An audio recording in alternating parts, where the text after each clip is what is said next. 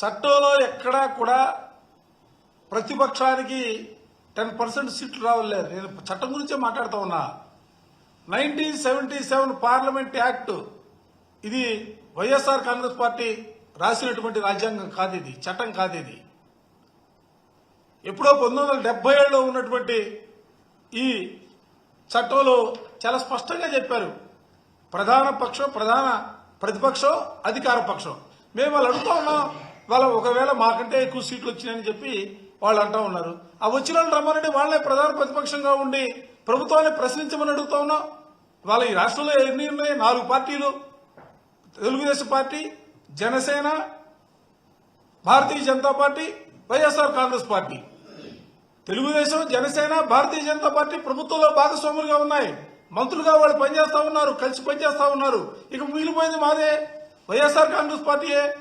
అందుకే మేము ప్రజల గొంతుగా మాకు ఎక్కువ సమయం కావాలా, సమయం ఉంటే నిన్న మండలంలో ఏ విధంగా మాట్లాడారో మా సభ్యులందరూ కూడా సమయం ఇస్తే ఏ విధంగా మాట్లాడారో రాష్ట్ర ప్రజానీకం చూసినటువంటి పరిస్థితులు ఉన్నాయి.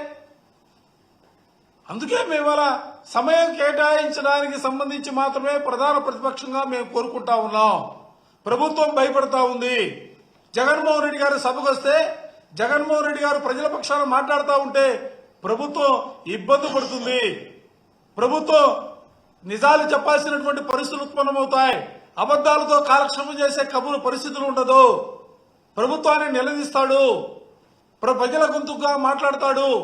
అందుకే వాళ్ళు ఇవాళ వైఎస్ఆర్ కాంగ్రెస్ పార్టీకి ప్రధాన ప్రతిపక్షంగా గుర్తింపు ఇవ్వకుండా ఏదో ఒక్కరి భాషలు చెప్తూ ఉంటారు. నేను ఇవాళ అధికారం మీకు అప్పు చెప్పారు, మీరు స్వచ్ఛమైన పాలన, నీతివంతమైన పాలన మీరు చేస్తున్నారని చెప్తా ఉన్నారు. అటువంటి పరిస్థితులు ఎందుకు అవకాశం ఇవ్వరు? ప్రధాన ప్రతిపక్షంగా మాట్లాడడానికి సమయం అడుగుతా ఉన్నా. జగన్మోహన్ రెడ్డి గారు ఏదో సాధారణ సభ్యుడిగా కూర్చుంటే మీరు ఏ విధంగా సమయం ఇస్తారో మాకు తెలుసు. అందుకే మేము అడుగుతా ఉన్నాం, ప్రతిపక్షంగా గుర్తించమని కోరుతా ఉన్నాం. కాబట్టి మీరు ఏదో ఒక్కరి భాషలు చెప్పి తప్పించుకోవడానికి ప్రయత్నం చేస్తున్నారే తప్ప ప్రజల పట్ల కానీ ప్రజల నమ్మకాల పట్ల కానీ వాళ్ళకి విశ్వాసం లేదు.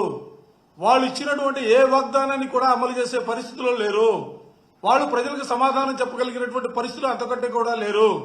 ఏదో కాలక్షేపంగా కార్యక్రమాలు చేయాలా, అసెంబ్లీ పెట్టాలా, అసెంబ్లీలో ఎవరు కూడా మాట్లాడే గొంతులన్నీ కూడా నొక్కాలనే భావంతోనే వాళ్ళు ముందుకు సాగుతున్నారే తప్ప వాళ్ళకి చిత్తశుద్ధి లేదన్న అంశాన్ని కూడా ఈ సందర్భంగా మీ అందరూ కూడా మీ ద్వారా ప్రజానీకానికి చెప్తా ఉన్నాం. 22 నిమిషాలు సమయం ఇస్తే ఆ 22 నిమిషాల సమయంలో ఎన్ని సమస్యల్ని ఆయన మాట్లాడగలిగినటువంటి పరిస్థితున్నాయి.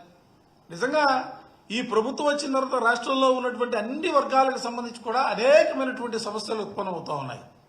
సమస్యల మీద మాట్లాడాలి కదా. పోయినసారి మేము ప్రతిపక్షానికి కూడా వైఎస్ఆర్ కాంగ్రెస్ పార్టీ అధికారంలో ఉన్నప్పుడు ప్రతిపక్షానికి కావలసినంత సమయం ఇచ్చారు, వాళ్ళు మాట్లాడటానికి అవకాశం ఇచ్చారు.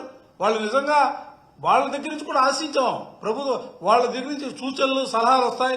లేదు ప్రభుత్వం ఏదైనా తప్పు చేస్తా ఉంటే ఆ తప్పును ఎత్తి చూపే కార్యక్రమం చేస్తారు, వాటిని సరిదిద్దుకోవడం కోసం ప్రయత్నం చేయాలనే భావంతోనే వైఎస్ఆర్ కాంగ్రెస్ పార్టీ ముందుకు సాగింది. ఇవాళ ఎందుకు ఆలోచన లేదని అడుగుతా ఉన్నా, ఇవాళ ఎందుకు భయపడుతున్నామని అడుగుతా ఉన్నా, జగన్మోహన్ రెడ్డి గారిని చూస్తే ఎందుకు మీకంత భయం అని అడుగుతా ఉన్నా. అందుకే ఇవాళ గత్యంతరం లేనటువంటి పరిస్థితుల్లో, మీరు ఇవ్వనటువంటి పరిస్థితుల్లో ఇవాళ ప్రెస్ కాన్ఫరెన్స్ పెట్టి దాని మీద ప్రజలకి జరుగుతున్నటువంటి పరిణామాల ప్రక్రియ పైన పూర్తి స్థాయిలో జగన్మోహన్ రెడ్డి గారే ప్రెస్ కాన్ఫరెన్స్ పెట్టవలసినటువంటి పరిస్థితున్నాయి. మేము ఎందుకు అడుగుతున్నామంటే ఇప్పుడు కూడా మేము రిక్వెస్ట్ చేసేది, ప్రధాన ప్రతిపక్షంగా మీరు గుర్తించండి, మాకు అవకాశం కల్పించండి, శాసన సభలో మాట్లాడే అవకాశాన్ని సమయాన్ని కేటాయించమని కోరడానికి మాత్రమే ప్రధాన ప్రతిపక్షంగా గుర్తించమని మేము కోరుతా ఉన్నాం. దయచేసి ఇది గమనించమని చెప్పి ప్రజానికాన్ని కూడా మేము రిక్వెస్ట్ చేస్తా ఉన్నాం.